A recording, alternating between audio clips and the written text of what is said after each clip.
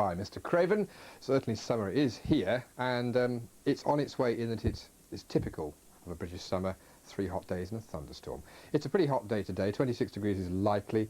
We're hitting the high 70s Fahrenheit. The sea breezes are keeping it cool around the coast, and Scotland and Northern Ireland as yet have not joined in with this beautiful summer weather. This cold front, for example, around now will be bringing showers this afternoon through Highland Scotland. But tomorrow, and more particularly Tuesday, we look to the south. That's where we're drawing our air from, and as we draw this hot air up, eventually it just can't stand anymore. It turns into a thundery downpour, and that'll have its consequences everywhere, but equally it'll have its consequences in Wimbledon. A fine, if hot, day on Monday will turn even more humid. There'll be thunderstorms around.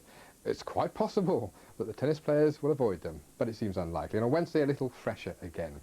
We've had a high pollen index. It seems likely to stay high throughout the week, but you can update yourself with CFAX or our website, and this stretches all the way up to Scotland.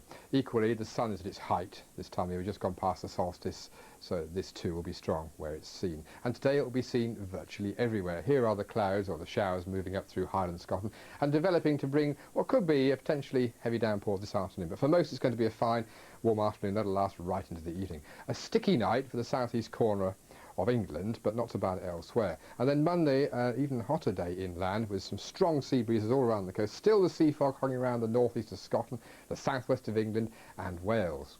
But Monday evening, with all that heat, could well see a breakdown to some pretty big showers, possibly thunder, mostly I think in Wales and western England. On Tuesday we really are going to be sitting in the middle of it. Looks like being hot, very humid inland, with widespread slow-moving big showers, probably thundery as well. Not everywhere will get them, but if you do, you'll certainly know about it. But by this stage, Northern Ireland and Scotland should be really fine. A nice June day for both.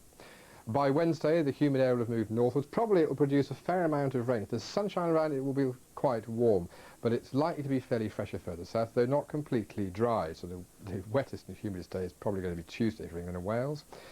By Wednesday, and more particularly Thursday, I think we're talking about fresher conditions and more like June conditions. So in summary, it starts fine, it gets hot and humid and pretty wet for most, and then cools down again and turns more like June.